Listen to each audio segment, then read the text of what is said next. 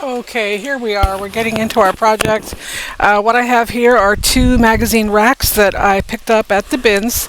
They were $2 a piece, and I've used my screwdriver to disassemble them into every single piece that I can take apart. I took apart, so I'm left with 4 side pieces, 2 bottom pieces, and I also have 30 spindles. Those are all going to be incorporated into a project in this video. The first thing I'm going to do is square up all of those side pieces. I love the curve at the top and I want to retain that in my finished product, but I don't want the sides and the bottom. I just need those to be squared off. So I'm using the great reference point down on the bottom of those 3 screw holes. I know if I draw a straight line there that I can also square up those sides. So that's what I'm doing there. And I'm using my white pencil because I need lots of contrast if I'm going to take this outside and use my jigsaw to cut it. Just an FYI, if you didn't know and you like to use a jigsaw, a scroll saw blade is the best blade to use when you're cutting wood because it just makes such a clean, beautiful cut. There's going to be a lot of sanding in this project anyway, despite what blade I use, because see how those edges are rounded there at the top, and they're rounded all the way around these 4 side pieces. I'm going to do that on these boards. After I cut them, I'm going to use my sander to round all of those edges. And basically you just do that by sort of rolling your sander over those edges. And I use an 80 grit, so that gets it done pretty efficiently. Now I'm taking my spindle piece here, which is going to be the handle on all my breadboards, and I'm going to draw where I want to notch that out. So there's going to be 2 cuts made. One is going to come right down through the middle there where that hole is, and then the other cut is going to go halfway across the spindle. I'm going to use my jigsaw to do that. I'm going to show you how I'm going to position my jigsaw to make that first cut, but I'm not actually going to do it on camera because I like to take those things outside. So you can see it's all notched out, ready to go. I've also filled in a top hole that I didn't want to be there. I filled that in with wood putty, and we're going to cover that pretty soon here. But for right now, I'm using wood glue to attach that spindle to the top of my board. I'm clamping it down, and I'm just going to let those dry. After they've dried and they've cured, they're going to be very sturdy and they're going to hold together really well. But I'm going to come back and reinforce those handles with a screw. See there, and I countersunk the screw so that it goes under the wood just a tiny little bit. And now I'm coming in with Durham's water putty. If you've never used this product, I love it. You mix up as much as you need. You can make it thin, you can make it thick, however you prefer to use it. Believe it or not, it works really well in your silicone molds if you make it pourable, like pancake batter, maybe a little bit thicker, and you can pour it into your silicone molds. It's not like resin where it's going to set up in 10 minutes, but you can leave it overnight and you get beautiful molds. Anyway, so I'm just really, since I have the wood putty out, I'm just dabbing it in some places where I wasn't happy with maybe there's some holes or some nicks in there that it wouldn't really matter. I just have the wood putty out, so I'm playing with it. And now, while I have it out again, I'm going to do those bottom pieces. There's 15 holes in each of those. That's where the spindles lived. So, and now I'm going to show you how to attach a bowl to your breadboard. I love to make these. I've made dozens of them and sold all of them. Only one of the boards that I end up making in this upcycle is actually going to have a bowl on it, but I cut it in half the same way I've been cutting everything. I use my jigsaw, and now I'm going to use wood glue and hot glue to attach it to my board. Basically, I'm just using the hot glue so I can continue on with my project and not stop. I just want to keep moving at this point. I've got 4 breadboards to make. So I'm trying to be efficient and get those things done. And I'm just using the water putty again. you know, I used a jigsaw to make this cut, and if it's not perfectly straight, there might be some gaps between my board and my bowl, and I don't want that. So when I make a project, I want somebody to wonder how I did it, not, you know instantly that I did it. So here I am. I'm just using some putty to fill in any gaps that there might be. And this stuff is so sandable, drillable, you know, moldable even, I've told you. So you just put it on, give it a few hours to dry, then you can come back and sand it smooth. You can paint over it, you can stain over it. It's great stuff. So I also, you know, I use sawdust and wood glue sometimes to fill in holes, but this is what I had handy. Let me tell you what happened to my sawdust. Dixie got into it. That's what happened. She did. And she got sawdust all over the living room. My husband thought the house was falling down again. We just had our ceilings done, and he comes into the living room and there's sawdust everywhere. Anyway, so here I am. I am making this one into a coastal decor piece, so I'm using my sander. I'm gonna sand the heck out of this, and you'll see it later on. Anyway, these are the 4 breadboards I made. I made one that's kind of French country. I really love that. Y'all have seen me decorate all sorts of breadboards, all sorts of cutting boards, all sorts of things like this at this point. So if you want to see how I do these particular techniques, I do show some of this later on in the video, and also you can go back and watch some of my previous videos to see how I do breadboards. I've done plenty of these on video. Anyway, so those are the 4 breadboards that I made. Now we're going to go ahead and really work on a project. Bet you're wondering why I have a coastal one, huh? Since I don't do coastal. Vintage Market Days has a theme this year called Coastal Charm, so I do need some coastal things. Anyway, I have one of those bottom pieces now. I've filled the holes in. Now I'm just going to paint the front of it here. My breadboard over there, I can see it has a crackle medium on it, and that would be folk art crackle medium that I like to use, and I'm just waiting for that to dry. And so while I wait for that to dry, I'm working on this piece. I'm not painting it for decorative purposes here. I'm just slapping a white coat of paint on it so that I can decoupage over it. I think we all know why we do that. We just don't want our colors and our paper to fade out and wash out on a dark background. So if you've ever accidentally decoupaged without painting, you'll realize right away how dull and muted your colors are. Anyway, so I got this paper from Zazzle. If y'all aren't using Zazzle, there's a discount code in the description box for you. It's a great resource. You can order just about any paper you could possibly think of in several sizes. You can choose your size, you can choose the paper weights, and you can also edit the designs, a lot of the designs. Some store owners don't let you do that, but some do.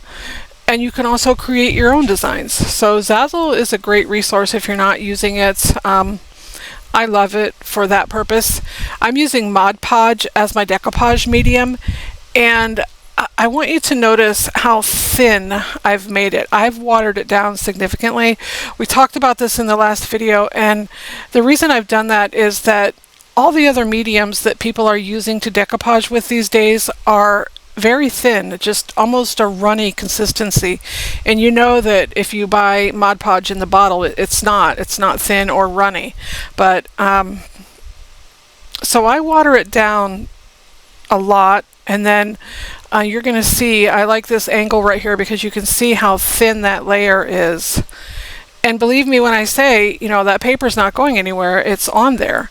I'm using cling wrap to rub that in and just decrease my chances of getting any wrinkles or bubbles.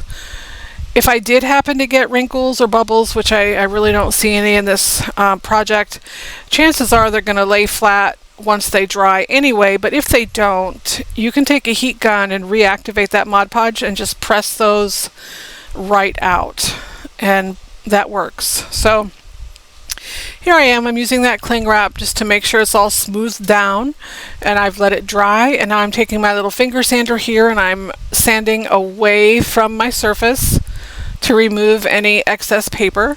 And I don't mind at all that I've roughed up those edges, because at the end of the day this is going to be a rustic project anyway. And I don't know about y'all, but my favorite kind of work day that I have in my workshop is just when I come out here and decide to do something. I don't even know what I'm going to do. So I took these magazine racks apart and I had no idea where I was going with most of those pieces. But this one I decided while I was working on it to make a wall hanging. It was either going to be a wall hanging or a tray. But my thinking hadn't really evolved to the point that it gets to later in the video when I figure out the best way to make a tray from this material. The reason I didn't want to make a tray out of this one was I felt like if you have a flag, you kind of want to display it. It's not something you really want to put things on necessarily.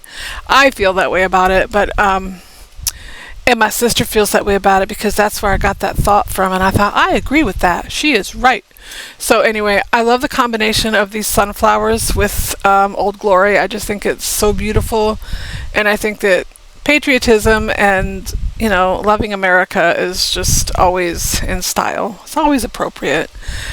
So I love this project. These are transfers from Essential Stencil, and so I'll have a link for you in the description box for those as well. There'll also be a discount code that you can use. I'm using the transfer tool that came with the transfers, and then you see when I'm done I take that carrier paper and rub it down. That causes some heat, and so you're basically just doing a little heat set on those transfers. The next two transfers I use are from Dixie Belle. Didn't really know that Dixie Belle made transfers till I came across some on Facebook Marketplace.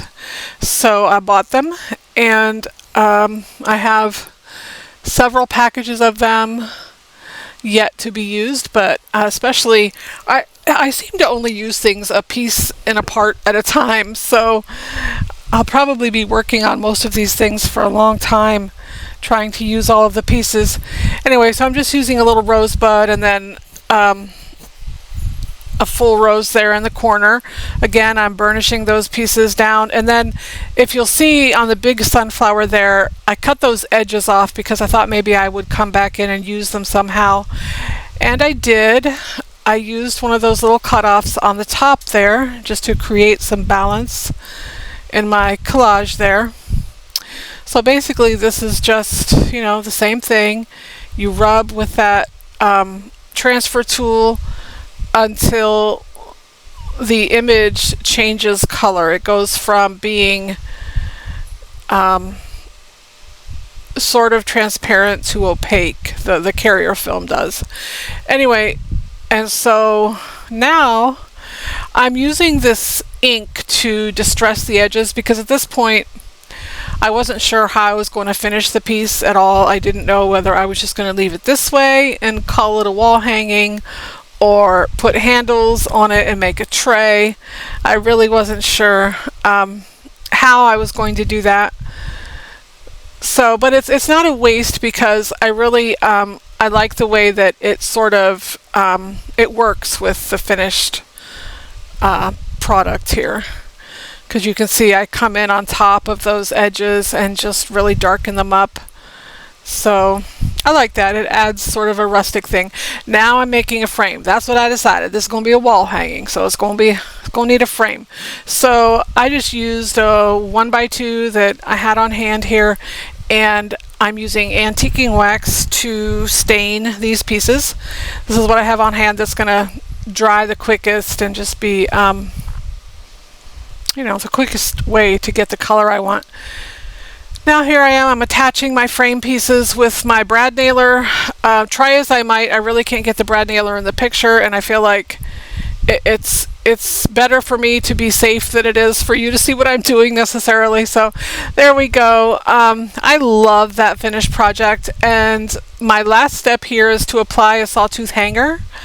Again, if you see my box there on the top of your screen, I got those sawtooth hangers from the bins. They came in a giant bag. I haven't had to buy sawtooth hangers in several years. And the box, the cigar box, I got at the bins as well. So always look for things that can make your business a little easier. Got that little hammer at the bins. I could go on and on. I shop there frequently. It's 4 minutes away from my house. That's sort of a problem. Not necessarily for me. It's not a problem for me, but maybe for my husband it's sort of a problem. But, you know. Anyway, you can see that those mitered up pretty good, but if they don't look perfect, then I come in with some wood putty and fix them up, because I like for things to look tidy and nice and well done. So there it is. It's hanging in my kitchen right now. I don't know about y'all, but I don't do a lot of seasonal decor because I just don't have time, but I do have a few little spots in my house that I change up according to the seasons. Now, I've had a little epiphany, and I've come to my senses, and I figured out how I can make a tray. So I had an old crate sitting around that I had been meaning to throw away. Like, seriously, it's been in the backyard, it's been in the shed, it's been a bunch of different places, and every time I see it, I say, you know, I really should just throw that away. And I never did. So I disassembled it, and I thought, well, I'm going to use those slats to make a tray. So I've taken it apart, and now I've measured it according to the length, and I know that I need 2 pieces of the same length, so I'm taping them together. And I think I just used my hand saw to cut these down. I don't think I plugged my miter saw in for those, but I taped them together so that they would be exactly the same size, and I only have to cut once. And again, I'm using my brad nailer to nail those into the board. If you don't have power tools, you know, a jigsaw is a great place to start. I've never hurt myself on my power tools. I just haven't. I'm super careful. You can't see me, but I'm wearing my glasses. You know, I'm a safety girl, but it is super fun to work with power tools, and it just opens up your opportunities, I mean, exponentially. I hope y'all know that, and I'm sure I'm not the only crafter saying it. So get you some power tools. Anyway, now I've cut the 2 sides, and I'm attaching those same way. And don't worry, if it looks a little rugged, I'm going to come in with my sander, and I'm going to actually sand those corners and round them out a little bit so they look much neater and less rustic. I'm also, if you don't see it in the video, don't worry, I paint the backs of everything. So if you look at that right now, it's not painted. Neither's the front. But I promise I come in and I paint everything. So here I am. I'm using this paint. It's called all-in-one chalk paint. That's what it's called. Like, it doesn't have a fancy name. It's just all-in-one chalk paint. I got it off Marketplace. Oh, and this. Let's talk about this. This is the Butter Thief, and I put that in there because that paint looks like butter. That's the color of butter. Yes, and that was Dixie the other day, stealing butter from the kitchen. I know she looks all sweet and innocent, but you can see her teeth marks in the butter, so I know it was her.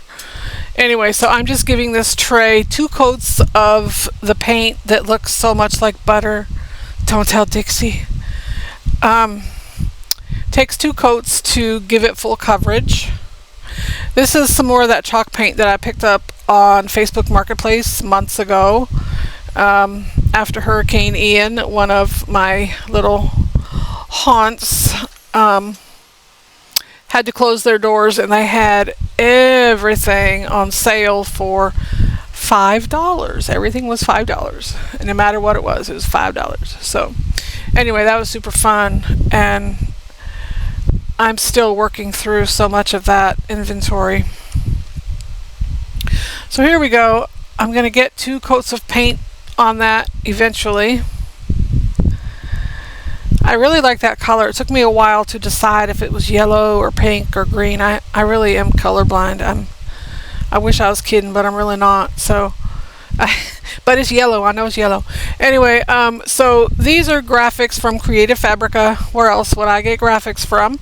And this is water slide paper, my favorite transfer method, and you're going to see that it's not any more fussy than an actual transfer. You know, you do have to be a little delicate. You can print them out right on your own printer, so that's what I've done. I've sealed it 3 times with Mod Podge acrylic spray. I like the matte finish. And now I'm setting it in warm water, and when it's ready to go, it slides off the paper. So that's always a good test. Just put your finger and your forefinger and your thumb on either side of the paper, and if it slides, it's ready to go. Normally, when I use water slide paper, I make sure that I have a hard edge on my piece. In other words, there's no lip there, but there is on this particular thing. So it works better when you can actually just slide the paper without lifting it. So my trouble here is that I'm actually having to lift the paper past that that frame that I installed on there. I don't get all my epiphanies at the right time. I just get them. So if I had had my epiphany about the frame on the tray, like after I put the graphics on, that would be great, but I didn't. So I do things out of order. I just do. So here I am. I'm just kind of fussing with it a little bit.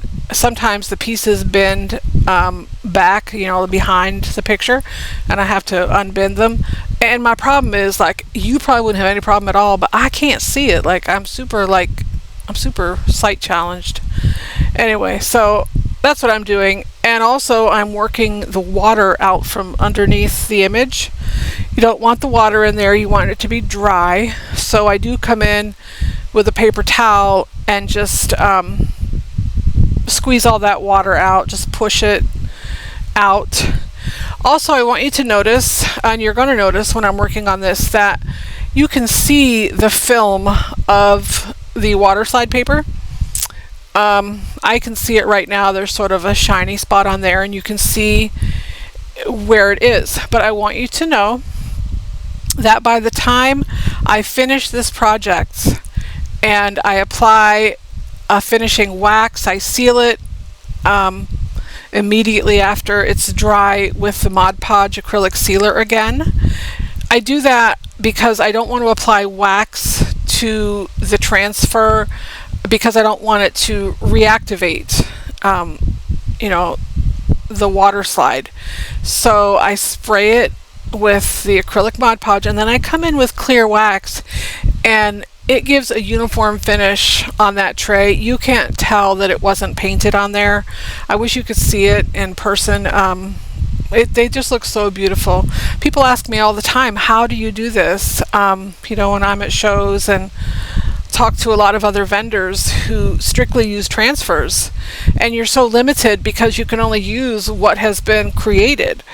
But if you use water slide paper, you can use absolutely any image you want. So you can see I've printed that out twice. I'm going to come in and just apply some of those graphics in different places. My next problem is, and my next epiphany is, that my screws are too long for my hardware. That's the hardware I'm going to use for my tray. Got those at the bins. Got 30 of them for less than $3. Anyway, moving on. I'm using my Ryobi rotary cutter there to trim my screws down. I did not light anything on fire. I did not hurt myself. Don't worry about me. Everything's fine. Okay, so now I've attached my handles. I've attached further graphics, and now I'm using Spanish copper rub and buff to change the color of my handles, because the tray's yellow. The image is just more conducive to that color. So that's what I did there. There's my finished tray. I love it. It's currently in my living room. That pot there is something we made at the library. And there's my handles. I love those. I think they're so dainty yet hardy. Okay, so the last project I made were ladders. I made 6 ladders. I said I wasn't let any of those pieces go to waste. I had 30 spindles. I like to make my ladders with 5 rungs, so I had enough to make 6 ladders. So these are 2x2s that I bought at Home Depot. They were on the clearance rack, so they were $1.07 a piece. They were 8 feet long, and each of them is cut in half so that I have 2 pieces, which is enough to make a ladder per 8-foot board that I bought for $1.07 a piece or something like that. Anyway, so I'm just using this paddle bit here to make holes in each of my sides. By the way, I haven't mentioned this yet. If you like what you see here, if you want to see more content from me, like, subscribe, comments, especially subscribe, because so many people who watch don't subscribe, and I'm going to meet my goals much quicker if you subscribe. So, and I'm super funny, like, why wouldn't you? I'm just kidding. I'm really like, and I'm sorry I haven't shown my face on here for a while. I'm going to in my next video. I have a thrift haul for y'all in the next video. I have at least one Patriotic project, and I had something else, and I don't remember what it was. Anyway, but it's already filmed. That's the good news. It's already filmed. So I don't really have to do anything except get my thrift haul together, which shouldn't be that hard because, you know, I've been busy thrifting. Okay, so what it's pretty self-explanatory what I'm doing here. I'm just making sure that all my holes are lined up. My ladders are 48 inches long, so I know that there are 6 sections of 8 inches, so my rungs are 8 inches apart. I center the first one in the middle, and then I add the 2 top and bottom, and then I center the last 2 rungs in the middle of those 2. So that all made sense to me. I hope it did to you too. Anyway, look, I lose my bit there because it's an old bit that came from the bins because I lost my 1/2-inch paddle bit. So when I saw that one at the bins, I picked it up. Because I don't know if you know this, but if you buy bits, it's a lot cheaper just to buy a whole kit of them than it is to buy 1 or 2. So when I see them at the bins, I pick them up because I know that eventually I'm going to break one or lose one or something's going to happen because, you know, it's me we're talking about.